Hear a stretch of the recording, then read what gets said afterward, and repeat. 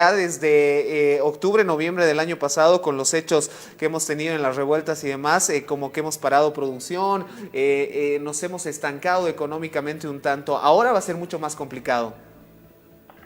No cabe duda que es un momento complejo y la combinación, para mí hay tres elementos centrales en esto. La crisis sanitaria, como es obvio, que la estamos sufriendo más que otros países por 14 años de abandono en medio de una bonanza gasífera.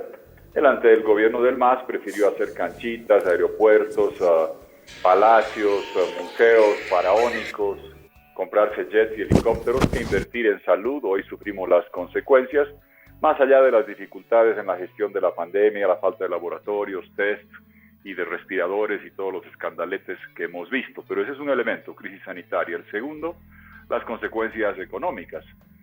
Yo diría que mucho más que los 21 días, que fueron 21 días de paro para recuperar la democracia, un sacrificio que valió la pena, son 14 años de despilfarro del gas. El MAS recibió producto de gasoductos, contratos con otros países, reservas certificadas que habíamos dejado, suben los precios, suben los volúmenes como estaba establecido en los contratos y llegaron a recibir 510, 520 millones de dólares al mes en sus 14 años, más de 50 mil millones de dólares.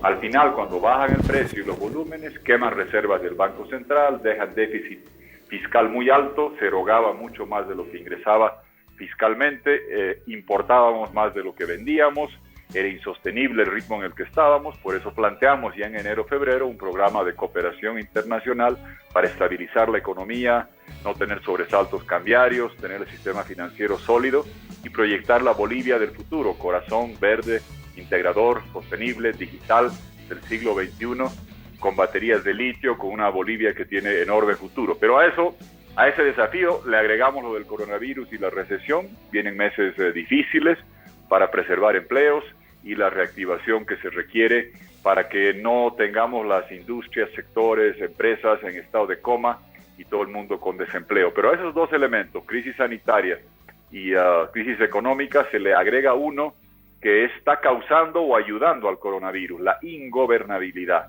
la pelea entre ejecutivo, legislativo, grescas en el poder judicial, descoordinación entre gobierno nacional, regional, local, ya no sé quién dirige el CEDES en La Paz, hay dos alcaldes en Potosí, no sabemos quién maneja la salud en el Beni, y eso exacerba las dificultades en un momento donde se requiere mayor coordinación para combatir esta crisis sanitaria y económica en el corto plazo, y veremos cuando se tenga elecciones si la conformación de un gobierno que pueda dar respuestas estructurales como las que hemos venido planteando. Bueno, Tuto, te hemos escuchado en algunas entrevistas que el tiempo de la cuarentena, por ejemplo, debería haber servido para poder equipar, ¿no es cierto?, los hospitales, para poder comprar los respiradores, para poder hacer de que obviamente tengamos la capacidad sanitaria de atender cuando ya definitivamente no se pueda sostener más una cuarentena rígida y la gente tenga que salir a las calles. Lastimosamente, desde mi punto de vista, creo que no se ha avanzado mucho con el tema. Nos seguimos topando con hospitales llenos, hay personas que no pueden ser atendidas en los nosocomios, la gente tiene que pagar para las pruebas, hay gente muriendo en las calles incluso, entonces creo que el panorama y la curva se va a elevar mucho más, debería haberse achatado y nosotros estar preparados para poder encarar esto. Sin embargo, hoy por hoy creo que nos están rebasando completamente el tema del COVID-19. Tienes toda la razón y yo, fíjate que en marzo, haciendo sesiones así digitales de Facebook Live y otras, pedía la cuarentena porque probablemente había que quedarnos en casa para poder aplanar la curva de contagio. Pero ¿cuál era el trato? ¿Cuál es el trato en otros países?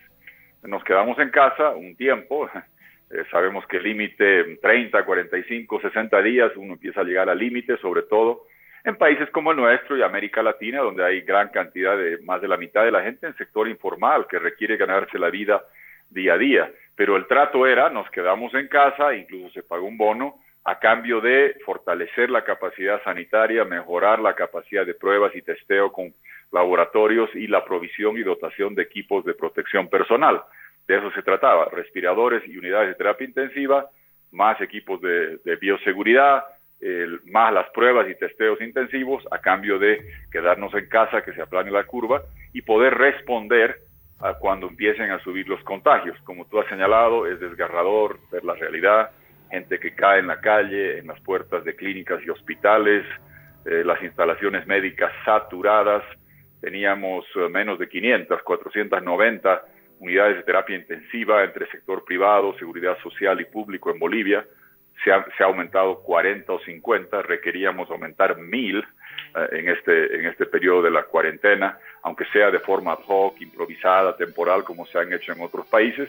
Y claramente ahora estamos sufriendo las consecuencias. Es devastador lo que se ve en Beni, en Santa Cruz y en todos los lugares, y sobre todo la gente mayor. Todos pensamos siempre en los abuelos, o en el caso mío, en mis papás, Dios me los guarde, están en Cochabamba, pero son la clásica definición del grupo vulnerable, ya mayores de 80 años, con algunas afecciones y dolencias. Los cuidamos, los tenemos bien guardados en Cochabamba, porque obviamente este coronavirus trae devastación y mucho dolor. Es la muerte más dolorosa, no sé si físicamente, esto de que te hierva la cabeza, te deje la garganta convulsionada, los pulmones hechos goma, pero lo más doloroso no es eso.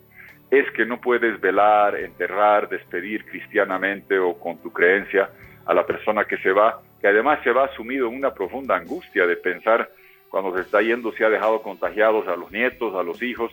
Es tremendamente doloroso este panorama.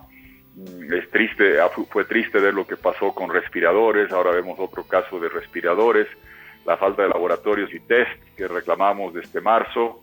Un ministro de Salud prefirió polemizar públicamente con nosotros en marzo, en lugar de tratar de dar dotación de laboratorios y test. Y fíjate que está colapsando no solo el servicio de atención a los contagiados, sino el servicio de pruebas y testeos está colapsando, los crematorios están colapsando, la donación de plasma, donde puedes tú salvar vida, de las venas puedes sacar y dar vida, sentirse un recuperado puede ser casi como una madre, dar vida a otro, pero todos esos servicios requieren el poder dar atención rápida, y todo el sistema de atención sanitaria, incluso de los fallecidos y otros, está colapsando. Señor Tuto Quiroga, ¿cómo está? Jonathan Rivero, quien le habla. Una consulta que hoy estuvo dando vueltas también por todos los medios de comunicación.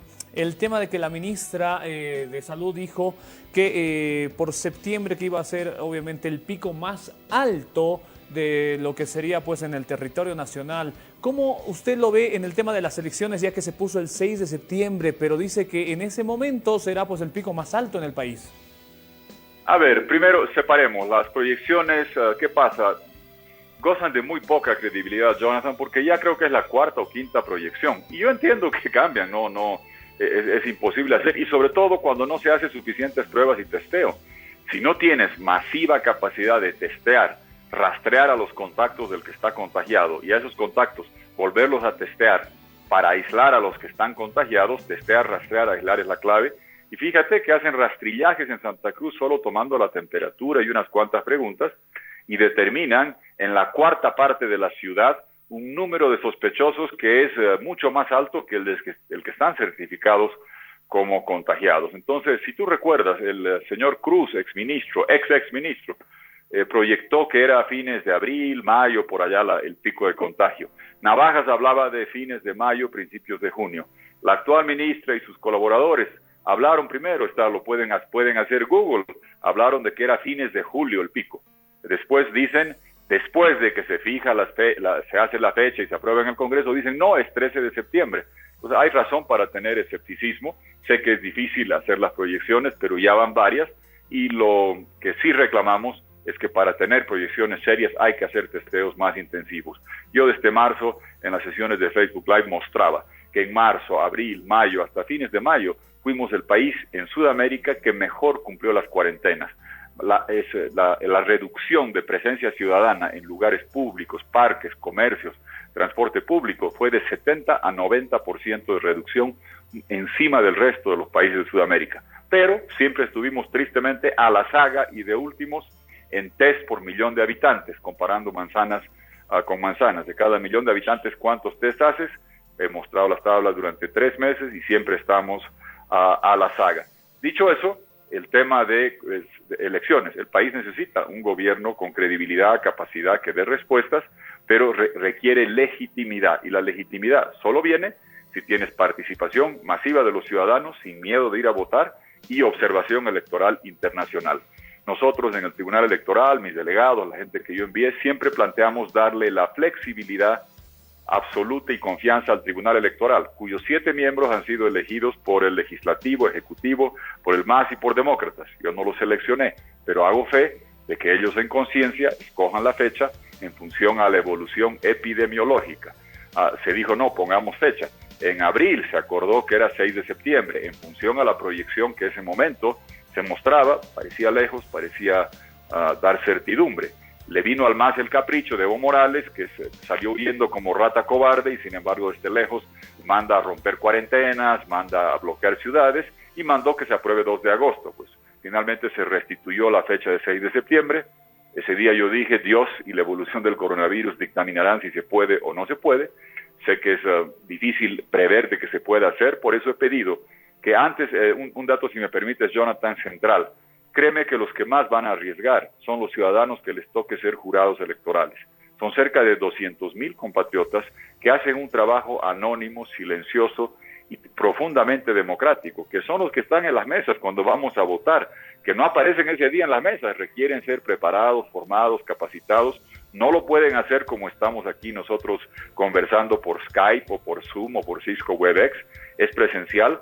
Y son 200,000 personas que ya a fines de julio tienen que empezar a hacer la capacitación, la preparación para llevar esto adelante. Por eso he pedido que el 15 de julio, Tribunal Electoral, Ejecutivo, Legislativo, gente, expertos sanitarios, alianzas políticas, organizaciones internacionales, nos reunamos para evaluar la viabilidad electoral de aquí a 3 semanas, de arrancar ese cronograma y poniendo en riesgo a esta gente en función a la evolución de la pandemia. Y el derecho a la vida está por encima de todos los otros derechos. Yo reitero que lo mejor hubiera sido y sigue siendo el dar fe del Tribunal Electoral, que ellos pongan la fecha, evaluando día a día lo que va pasando con la pandemia, de forma tal de asegurar que nadie esté corriendo riesgos, entendiendo que esto va a durar un buen tiempo, pero por lo menos se supone que esto hay que hacerlo cuando la curva de contagio estaba bajando. Esa era la proyección que había. Recuerda que nos decían antes que mayo, que junio, por eso se pensaba que septiembre ya bajaba la curva de contagio. Y resulta que este pico se queda ahí, va subiendo, subiendo y no termina.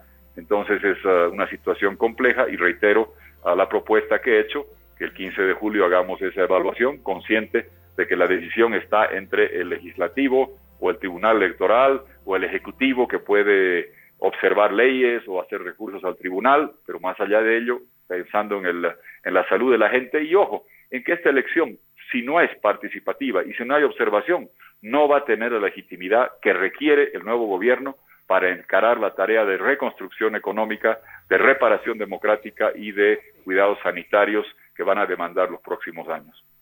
Redes sociales, incluso algunos medios de comunicación como el Deber, por ejemplo, Página 7, han sacado algunas encuestas o algunas publicaciones relacionadas con que ¿qué harías si te toca ser jurado electoral? La respuesta de la gente en redes sociales es bien clara, ¿no es cierto? Muchos de ellos no asistirían.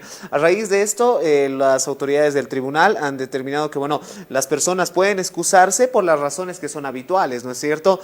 Tema laboral, el tema de que haya enfermedad, por ejemplo, que impida acudir a las capacitaciones y todo aquello. Sin embargo, yo creo que hay mucha gente que va a preferir pagar la multa o justamente estar inhabilitado esos 3 meses y no participar de estas elecciones, porque corre un gran peligro, más aún esas 250,000 personas que, como menciona nuestro invitado, estarían complicadas y expuestas a todo lo que significa el virus. Mira, es que están dando en el clavo con lo que están señalando acá. Es muy fácil decir, no, tienen que venir y tienen que venir a trabajar, en fin, más de 200,000 personas. A ver, pongámonos, si estuviéramos hoy día y tuvieras número de carnet hoy día, número de carnet que acaba en par, no podrías salir de tu casa de acuerdo a cuarentena. Y decir a una persona que por seguridad, para evitar la propagación de la pandemia, tiene que quedarse en casa, pero sí tiene que ir a capacitarse y arriesgándome, es una contradicción enorme. Hay otros lugares, varios del país, que están en cuarentena rígida, donde nadie puede salir. Entonces tiene que haber congruencia, coherencia entre las normas de cuarentena al coronavirus y no podemos pretender que esas normas de seguridad para evitar el contagio aplican a 10 millones y pico de bolivianos, pero que hay 200.000 que se arriesguen y que es su problema. Sería tremendamente contradictorio. Por eso, estoy consciente de que el 23 de julio, 24 de julio, arranca este periodo de capacitación de jurados y demás que tiene que ser presencial, que el 15 de julio, que es básicamente de acá a 3 semanas, se haga esta evaluación para determinar si esto es viable o no. Y peor sería empezar con esto, que no vengan los jurados, que se contagie la gente y tener que suspender habiendo ya causado daño. Que sea una evaluación fría, serena, con todos, y que se asuma la responsabilidad de forma conjunta. Yo francamente, a mí no me gusta ver lo que pasa ahora, donde hay una suerte de varios que están en la actividad política de decir, bueno, esa vota por mí, pero esa fecha si te pasa algo es culpa de otro, porque no fui yo. Creo que eso no hace bien a la democracia. Y ojo, un detalle que no es menor, yo quiero que estén ahí en esta reunión Naciones Unidas, la OEA, Unión Europea, vengo conversando con ellos, que nos aseguren que van a llegar delegaciones completas de observación, no de 7, 8 personas, como llegaron en octubre del año pasado, 70, 80 personas de la OEA, casi otro tanto de la Unión Europea, de Naciones Unidas, porque aprendimos del año pasado que si no hubiera sido por la observación internacional, Evo Morales, después de violar la Constitución, de desconocer el 21F cuando Bolivia dijo no, trató de robarse la elección, y si no era por la observación internacional, se robaba la presidencia y no estaríamos aquí sentados. Entonces, hay que entender qué se requiere. Seguridad para la salud de los que sean jurados durante el periodo de 40 días camino a la fecha en que se hagan las elecciones. Segundo, la tranquilidad de que puede salir a votar. Mis papás en Cochabamba querrán salir a votar por su hijo, que puedan salir sin arriesgar la vida. Dios mío, imagínate, yo no prefiero quedarme sin el voto si van a arriesgar la vida mis papás, y cuántos otros casos no hay así. Y lo tercero, observación. Esa es la clave. Seguridad para los jurados, participación masiva para tener legitimidad y observación internacional para evitar el fraude. Esas condiciones son las que se requieren para tener legitimidad. Estimado Tuto, ya pasando el tema electoral, el tema económico es sin duda uno de los más preocupantes, y más aún para los jóvenes, ¿no es cierto? Aquellos que, bueno, antes de la cuarentena no tenían un trabajo estable, que estaban en una empresa, los contrataban 3 meses y posteriormente no les renovaban el contrato, empleados que ni siquiera tienen contrato, jóvenes que, bueno, han quedado sin duda muy complicados por todo esto. Hoy el gobierno de la presidenta transitoria Áñez ha emitido justamente algunas disposiciones económicas para poder paliar esta situación. El tema de los créditos bancarios, un banco de empleo que supuestamente va a durar lo que determine justamente su gobierno y todo aquello. Sin embargo, ¿qué hacemos con los jóvenes? Los jóvenes que desde el principio salen de la universidad y no tienen ese impulso para poder ir. Hay algunas instituciones que, bueno, tienen, como digo, estas bolsas de empleo y algunas situaciones similares. Sin embargo, no es suficiente. Van a estar más complicados todos los jóvenes. Según su percepción, ¿cuál sería la mejor opción para poder paliar este daño que va a sufrir la juventud en adelante? A ver, divido en dos. Primero, estructuralmente hemos hecho una propuesta clara de relanzar la Bolivia corazón integrador de Sudamérica, con puertos, aeropuertos, ferrocarril, carreteras, líneas de fibra óptica, gasoductos, transmisión eléctrica, y hacer de Bolivia el corazón integrador de Sudamérica, bisagra entre dos potencias mundiales como son Brasil en un lado y China hacia el Pacífico. Verde, sostenible, digital. Vieras tú cuánta gente joven en Cochabamba está exportando cerebro, lo que más vale, porque aprendieron JavaScript y aprendieron C++.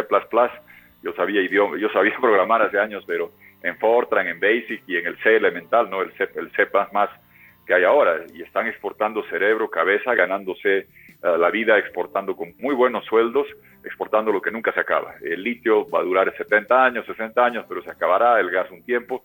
Lo que exportas con la cabeza no se acaba nunca. Hacer de Bolivia la capital mundial de manufactura de baterías de litio, generando empleo masivo para la gente tecnológicamente preparada. Dar a todos los bolivianos mayores de 18 años la pitita, la propiedad de las acciones de las empresas del Estado, en un fondo mutuo. Te entregamos un título valor. Si cuando cumplas 18 años, se llama, en homenaje al instrumento que usamos para expulsar al tirano, pitita, propiedad intransferible individual de título accionario, para que seas agente económico, valor aproximado 10.000 bolivianos, crecerá en el tiempo, te da dividendos, te da garantías, puedes juntarte con 8 amigos, ir al banco, hacer un emprendimiento conjunto, porque ya tienes algo desde los 18 años cuando eres ciudadano. Si tienes capacidad de crédito y eres agente económico activo. Dicho eso, y puedo hablar mucho más sobre lo que hemos propuesto en un programa de 5 años, estoy consciente que vienen meses muy complicados. Hasta que llegue un nuevo gobierno, hasta que traiga un programa de cooperación de $7,000 millones para estabilizar la economía, solventar al sistema financiero, evitar sobresaltos cambiarios y lanzar esta visión de Bolivia, corazón verde digital, baterías de litio con la pitita, faltan varios meses y hay un gobierno de transición con muchas limitaciones y sobre todo con plena ingobernabilidad. ¿Cómo hacemos en estos meses para preservar empleos? Ese es el drama para todos los grupos etarios. No solamente para la gente joven, porque hay sectores, ustedes lo saben, muy golpeados. Si tu modelo de negocios depende de aglomerar gente o de viajeros, como es hoteles, aerolíneas o restaurantes, estás devastado y muy golpeado. Necesitan una inyección de capital de trabajo, de poder aliviar las cargas y las erogaciones que hacen de gas, luz, de impuestos, reducir las alícuotas y otros. Evidentemente tú dirás, sector farmacéutico está bien, sí, pero hoteles, restaurantes, aerolíneas muy mal, y en el medio depende la naturaleza de los sectores. Sé que el gobierno ha anunciado algo hoy, no lo he visto todavía, lo miraré más tarde sobre qué hacer en estos meses que se viene, pero tengo una preocupación central. Sin una inyección de recursos extraordinaria, ningún país está pudiendo preservar los empleos al enfrentar el coronavirus. Ninguno. Alemania, Reino Unido, Japón, Estados Unidos están inyectando 10-15% del Producto Interno Bruto para contrarrestar la recesión profunda que está causando el coronavirus en lo económico. Eso significaría en Bolivia una inyección como la que estoy proponiendo para el nuevo gobierno, del orden de 6,000 y pico millones de dólares. Eso no va a ser posible en la transición, pero sí vamos a inyectar por lo menos 800 a 1,200 millones de dólares. Se requiere gobernabilidad, porque un pequeño detalle que la gente quizás pasa desapercibido en medio de todas las grescas, polarizaciones y demás. El Congreso le ha quitado las tarjetas, o está en proceso de quitarle las tarjetas de crédito al Estado. No pueden contraer créditos, recibir préstamos o cooperación internacional para atender la crisis sanitaria, para inyectar recursos a la banca, para preservar empleos. Imagínate eso. Y antes, alegremente, el MAS le daba a Evo Morales créditos de la CAMC para que la señora Zapata se robe la plata, daba créditos de Brasil para hacer carreteras al doble de precio, con la OAS destrozando el TIPNIS, afectando a hermanos indígenas, a un parque nacional para extender la cocaína, y sin embargo ahora restringen esto. Si no reponemos un mínimo de gobernabilidad estos meses, la enorme complejidad sanitaria de un colapso que va a ser muy doloroso en el humano, tienes que agregarle la destrucción económica, el cierre de empresas y la pérdida de empleos para todos los grupos. Y créeme que que va a ser más difícil después es para los jóvenes. En países desarrollados, gente joven que está terminando universidad, que tenía una oferta laboral, les ha sido rescindida. Si eso pasa allá, imagínense lo que va a pasar acá. Si creas desempleo masivo para todos los grupos, peor los jóvenes que están terminando universidad, que están queriendo empezar a ingresarse al mercado laboral. Cuando hay un montón de desempleo, más difícil va a ser. Por eso créanme que lo más importante es, y le he pedido y le pido una y otra vez a los amigos de Naciones Unidas, de la Iglesia Católica, de la Unión Europea, de la comunidad internacional, que nos ayuden a generar un espacio de gobernabilidad. Lo hicieron en noviembre y diciembre, hubo entendimiento, se anuló el fraude, se convocó nuevas elecciones, se eligió vocales. Hay que recuperar ese clima de entendimiento y gobernabilidad, porque reitero, puede haber planes muy bonitos, pero si no hay la inyección de dinero, que hoy está trancada por esta ingobernabilidad, es como querer, no sé, pues jugar fútbol sin pelota. No, puedes entrar a la cancha, mirarte, saludarte, jugar, puedes tomar una cervecita, pero si no hay pelota, no hay partido de fútbol. Acá si no hay la inyección de recursos, los planes se pueden quedar en papel y eso requiere destrabar la gobernabilidad. Y si recibes los recursos, la ejecución, que requiere armonía entre el gobierno nacional, regional y local, y no, por ejemplo, esta gresca que ves en La Paz. Imagínate que canalices recursos y no sabes quién es el director del CEDES y se pelea la gobernación con las alcaldías o la gobernación con el ejecutivo, o en Potosí hay 2 alcaldes, en Oruro lo están cambiando, el de Cochabamba ya no sé si es alcalde, ha renunciado o se ha ido, hay amenazas de juicio a los gobernadores. Ese es un clima de inestabilidad, polarización que genera enormes dificultades, y mi preocupación en el corto plazo, hasta que llegue un gobierno con legitimidad, capacidad, credibilidad, es el atender esta crisis, porque de lo contrario, consciente de que tenemos una propuesta programática, equipo, liderazgo para salvar el tema económico y sanitario más adelante, tampoco nadie es Jesucristo o Dios para decir voy a hacer resurrección, porque si cerró la empresa, se despidió la gente, quebró y se fue al bombo, el hotel, la carpintería, la peluquería y otra, es mucho más difícil hacer resurrección que hacer fortalecimiento. Entonces, casi que te diría, nosotros tenemos una vacuna económica y sanitaria para Bolivia, pero eso es de aquí a unos meses.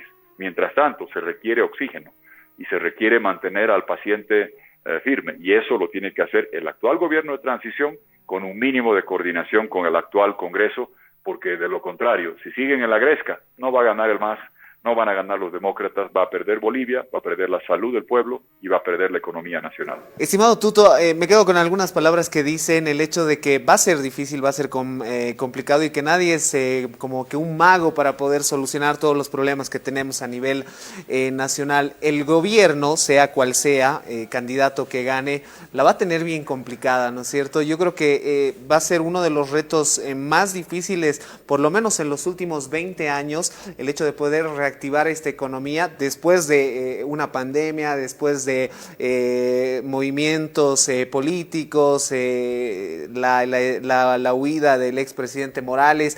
¿Está consciente usted de que se viene algo muy complicado para el próximo gobierno, y a pesar de eso, usted está seguro de que puede hacer algo por los bolivianos? ¿Es así? No solamente estoy consciente, lo he explicado en enero, febrero, antes del coronavirus, y es por eso que estoy postulando. Mira, yo he tenido la ventaja de que profesionalmente me he forjado a fuego. He estado 2 veces en gobierno, muy joven, se agregaron, era viceministro de Inversión Pública, Cooperación, manejaba toda la parte internacional de inversión nacional. Fui ministro de Hacienda muy joven, a los 31 años, me abrieron la puerta, don Jaime Paz, siempre le agradezco. Y eran tiempos muy difíciles, vendíamos un poco de gas a Argentina, dejamos de vender gas a la Argentina, tuvimos que hacer ajustes tributarios, tiempos muy complicados, condonamos la deuda comercial, condonamos la deuda de Estados Unidos. Pues después pasó el tiempo y 97-2002 coincidió con lo que se denomina la media década perdida. Se vino abajo la economía argentina, la economía brasileña, venezolana, uruguaya, y entonces como presidente, mantuvimos la economía creciendo, hicimos el gasoducto al Brasil, hicimos el gasoducto Yacuiba-Río Grande, trabajamos en la condonación de deuda externa más grande de la historia proporcionalmente al tamaño del país, 5.500 millones de dólares de ese entonces. Dejamos de pagar al Banco Mundial, al Fondo Monetario, al BID, a la CAF, a los acreedores bilaterales, se quedaron acá, se fueron a municipios, dando más a los más pobres, con ítems de maestros, con ítems de médicos y enfermeras, dando más a las poblaciones indígenas en zonas rurales. Cambiamos las instituciones, eso me permite conocer qué sucede, y me permitió en enero y febrero avisar a la gente, cuando pocos entendían, que por el desfalco económico del MAS se requería un programa de cooperación de 7.000 millones de dólares. Te confieso que en varias universidades me miraban con una cara de ¿por qué estoy siendo tan dramático? Además que no es muy popular decir eso, me decían. Bueno, yo siempre he dicho he hecho lo correcto, no lo popular. Yo les digo la verdad a la gente. El desfalco económico del MAS fue gigantesco, era insostenible, cuando de 15.000 millones de dólares o más de reservas internacionales en el Banco Central bajaron a 6.000, quemándolas en los últimos 5 años para seguir gastando plata. Nos dejaron déficit dual, expiró el contrato con Brasil, que es el que transformó la economía boliviana, 99-2019. Es tan irresponsable Evo Morales que salió huyendo como rata cobarde, sabiendo que al poco tiempo expiraba el contrato con Brasil, que no hicieron nada para renovar. Hay que volver a trabajar en todo eso. El desafío es grande. Yo en febrero decía que es tan grande la dificultad económica que se avecina antes del coronavirus como el que se había enfrentado el año 2001, 2002 con la crisis galopante que hubo en Sudamérica, y la supimos bandear y la supimos manejar bien. Hicimos capitalización del sistema financiero, inyectamos recursos, refinanciamos. Muchas de las cosas que hoy se están anunciando es en base a recoger la experiencia de lo que hicimos. No yo solo, era todo un equipo de gente, profesionales, jóvenes, competentes, que hicimos todo ese trabajo. Avisamos eso en enero, febrero. A toda esta complicación se le agrega el coronavirus, al desfalco económico del MAS, a que expiró el contrato del gas, a que bajaron los precios del gas natural que vendemos. Agrégale la recesión del coronavirus y ese programa que propuse en enero, febrero, hoy a nadie le cabe duda que se tiene que hacer y que se requiere un gobierno con la credibilidad y capacidad. Yo avisoraba esto, por eso es que entré a la postulación, porque sabía que hay que garantizar la salvación de la estabilidad económica y ahora después del coronavirus más que nunca, porque si no lo hacemos, además de castigo vuelve el MAS, porque Evo Morales se gastó la plata, se fue, ¿y qué está esperando? De decir que los que vinieron no supieron manejar. Nosotros tenemos la respuesta para salvar la economía, para proyectar Bolivia, para ser firmes contra toda la corrupción que hubo o que se está dando ahora, investigarla hasta el final y garantizar que el MAS no vuelva nunca más. Pero para eso se tiene que trabajar para darle a Bolivia esa reparación democrática para que el autoritarismo de Evo Morales no vuelva nunca más, para darle reconstrucción económica al país y para encarar la tarea sanitaria que va a seguir vigente. Entonces, más bien, tu pregunta es, estoy plenamente consciente, lo estaba, y más aún el año pasado en la campaña no se debatió que la bonanza económica había terminado. Eso me dejó enormemente preocupado y por responsabilidad salí, lo dije. Algunos asesores y amigos decían, qué loco eres, estás diciendo a la gente que vienen tiempos complicados. Sí, vienen meses complicados, pero si tenemos 5 años, pasa los primeros meses y proyectas con mucho optimismo esta Bolivia corazón verde digital. El gas transformó Bolivia y tenemos menos del 1% de las reservas de gas del mundo. Tenemos más de 40% de las reservas de litio. El límite del gas era el tamaño del tubo que hicimos a Brasil y que teníamos con Argentina. El litio es sin límite y el mundo del siglo XXI digital va a quemar menos combustible, va a quemar menos carbón, va a usar muchas más baterías de litio como las que están usando ustedes y yo, y Bolivia puede tener un futuro impresionante con un gobierno, con todo respeto, no de cocaleros, sino de ingenieros, que sepa proyectar ese futuro digital y el país de las baterías de litio. Tenemos otra pregunta, ya entrando un poco el tema de los créditos en nuestro país, ya que mucha gente empresaria, incluso pues de las tiendas y demás, se hicieron un préstamo, pero era un tema muy complicado hasta el momento porque obviamente retrasaron 3 meses, obviamente de lo que no se podía, porque hay gente que no está trabajando, no está recibiendo el dinero correspondiente para pagar sus deudas. ¿Cómo lo ve en su punto de vista? ¿Cómo tendría que ser de aquí para adelante? Porque hay incluso bancos que decían por ahí que el banco nunca pierde. A ver, no es verdad que el banco nunca pierde. Te puedo dar larga historia de bancos que han quebrado y banqueros que han terminado presos, varios de ellos que me siguen odiando, dicho sea de paso. Yo intervine 3 bancos, y Videsa, Banco La Paz y BBA, porque tenían problemas y no respondieron. Porque ¿cuál es la dificultad del banco versus un negocio normal? Un negocio normal que vende clavos o vende zapatos, le va mal, cierra, bueno, le fue mal. El banco está manejando plata del público, plata tuya, plata mía, plata de toda la gente que nos está viendo.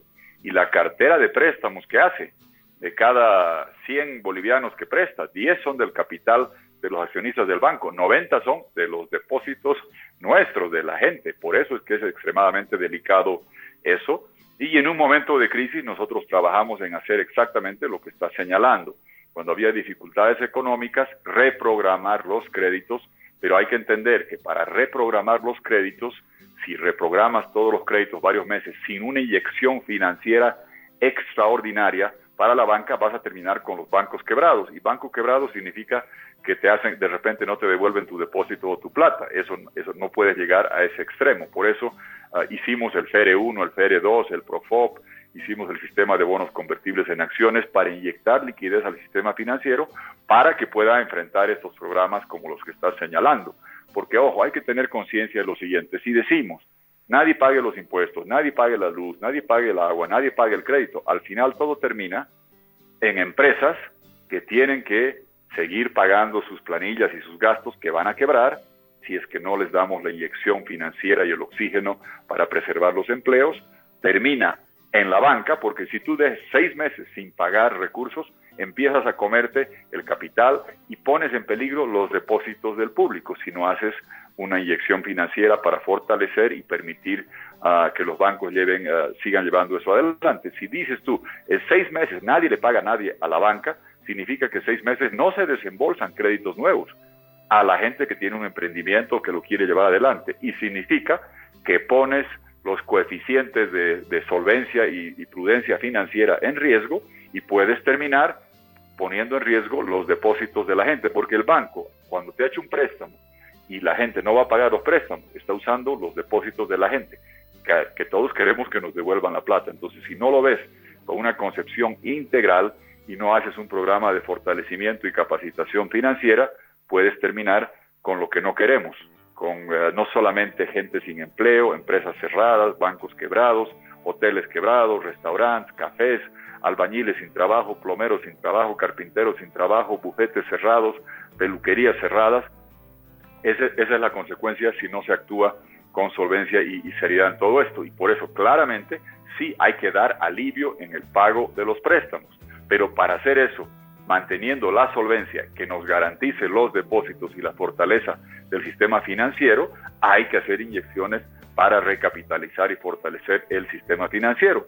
Sabemos bien cómo hacer. El último grupo de gente que ha tenido que hacer esto es la gente que trabajaba conmigo los años 2000, 2001, 2002. Claro, muchos de ellos estamos haciendo sesiones con diferentes grupos, sectores empresariales, gremiales y demás, explicando todo esto, porque claro, Evo Morales tuvo la suerte que le dejamos el gasoducto y abriendo 2 válvulas recibía $500 millones al mes, se hacía palacios, se hacía jets.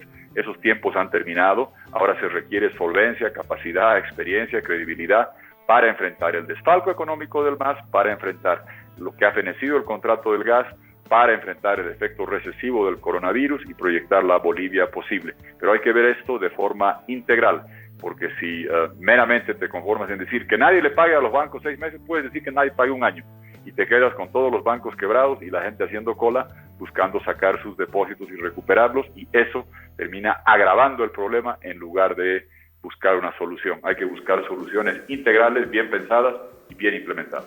Bueno, Tuto, hemos tenido casi 45 minutos de entrevista en la que hemos dilucidado muchos aspectos importantes relacionados a la economía, a la salud, a todo lo que nos está preocupando a los bolivianos en general, y es importante que ustedes también como propuesta se vayan acercando a los diferentes sectores, y en este caso el agradecimiento por aceptar la invitación a un programa de característica juvenil. La despedida, por favor, para todo el público, y el mensaje para que los bolivianos nos cuidemos y salgamos de este mal momento, ¿no? Bueno, muchas gracias a ustedes por esta oportunidad, a toda la gente joven. Una última sugerencia. Cuando se habló de posponer la fecha, yo fui muy explícito en el Tribunal Electoral, en todas las entrevistas, que a los 18 años uno tiene el derecho a elegir y a ser elegido. El Tribunal Electoral decía que por preclusión, vale decir, esa etapa de inscripción ya pasó, no se puede reabrir. Decía que eso legalmente era imposible. No, el derecho a elegir y ser elegido para los jóvenes de 18 años está en la Constitución, está en la Convención Interamericana de Derechos Humanos, y no solamente este derecho es constitucional e internacional, es un derecho moral, porque los jóvenes en las calles con pititas, tragando gases, expulsaron al tirano y nos devolvieron democracia, y tienen el derecho. Si ustedes que me están escuchando han cumplido 18 años después del 3 de mayo, y antes del 6 de septiembre o el día que sean las elecciones, tienen el derecho a inscribirse en el padrón, esa parte ya se aceptó, y el derecho a ser elegidos. Entonces peleen claramente, inscríbanse, vayan al padrón, exijan, ejerzan su derecho a elegir y exijan el derecho a ser elegidos, porque si no se da flexibilidad para que en las listas parlamentarias y demás se pueda incorporar gente joven, es un derecho de una vía. Te doy el derecho a votar, pero es una suerte de esclavitud electoral, porque no tienes el derecho tú a ser elegido. Es algo que hemos ayudado a la gente joven a hacer recursos ante el Tribunal Constitucional. Sigan peleando por eso, porque no es cuestión de decir, porque mañana ustedes podrán ser, no, hoy día, se ganaron el derecho hoy día. Si no fuera por la juventud en las calles con pititas, seguiríamos bajo el autoritarismo del MAS. Agradezco a toda la gente joven por ese esfuerzo ejemplar, y peleen ahora, inscríbanse y sigan ayudándonos a dar la pelea para no solamente poder votar, sino también ser elegible. Estimado Tuto, nos van escribiendo mucho con relación al tema de un posible debate. Creo que había el miedo, no sé si miedo, bueno, se portaban reacios con relación a un debate en gobiernos pasados. Vamos a hablar del movimiento al socialismo. Usted creo que siempre estaba abierto a esta posibilidad. ¿Se está pensando ya en debates con los contrincantes? A ver, ojalá que sí, es una exigencia de la democracia, no es un derecho que uno puede usar o no, es una obligación para mí, tener programa, tener propuesta. Yo la presenté en enero, no fue un papel que entregamos al tribunal, hice un video de 50 minutos, me dijeron muy largo, pero me decían, claro, muy largo, pero falta esto, falta, claro, después sacamos la versión más larga, la vamos a obviamente readecuar al tema del coronavirus, a la parte sanitaria, para entregarla. A mí me fascina debatir, yo no soy amigo de decir no me gusta tu barba, no me gusta tu corbata, no me gusta tu falda, no. Comparar propuestas, credibilidad, capacidad, porque se viene la elección más trascendental el día que podamos votar, porque como tú decías, el desafío económico es el más complejo que se ha tenido. Yo pensaba que desde el 2001-2002, quizá desde el 85, con la ventaja que hoy tenemos condiciones que no había el 85, el potencial de litio, lo que tenemos del gas y de todas las otras oportunidades, soya, exportación de carne, tecnología digital y demás. Entonces sí, me interesa de sobremanera contrastar y comparar no solo las propuestas, sino la capacidad de hacerlo. Y el que no quería debatir era el MAS, siempre se han corrido de los debates, muy triste la práctica que dejaron. Hasta una vez estuve en diciembre en un estudio de CNN en México, cuando estaba allá en la Gresca con el gobierno de México, y me dijeron, dice que va a entrar el señor García Linera de Buenos Aires. Y dije, bueno, por fin vamos a poder discutir. No, primero uno, después el otro. Hasta después de dejar el poder siguen corriéndose de los debates. Ojalá que no se corra, en particular don Luis Arce. Él fue el cajero del desfalco económico más grande de la historia de Bolivia. Proyecto por proyecto le voy a mostrar todo lo que hizo con costos recuperables para las empresas extranjeras, con los elefantes azules que dejó por doquier en todo Bolivia, con la corrupción galopante adjudicando sin licitación, con el gasto corriente excesivo y el estilo de vida faraónico. Le vamos a mostrar todos y cada una de las cosas, y que mientras hacían eso, perseguían a la oposición y criminalizaban. Vamos a poder debatir eso, y espero que no se corra el señor Arce, que no sea como fue don Evo Morales, que demostró siempre que era cobarde, y era cobarde para los debates. Y el 10 de noviembre, cuando la gente en las calles, con auditoría de la OEA en mano, le dijeron fraudulento, ladrón, te quisiste robar las elecciones, rata cobarde, salió huyendo. Espero que los que ahora lo representan no emulen la cobardía de este señor y que se presenten a los debates. Tuto, muchísimas gracias, ha sido un placer, bendiciones y que le vaya muy bien.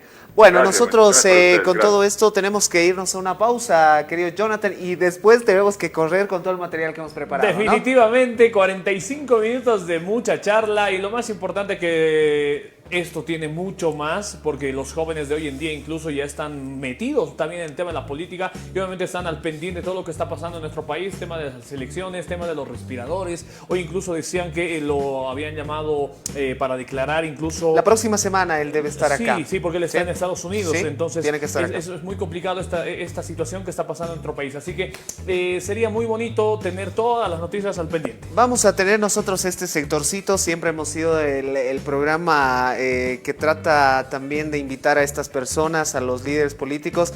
Raros aceptan, por eso el agradecimiento a un Tuto Quiroga y a todas las personas que en su momento han estado.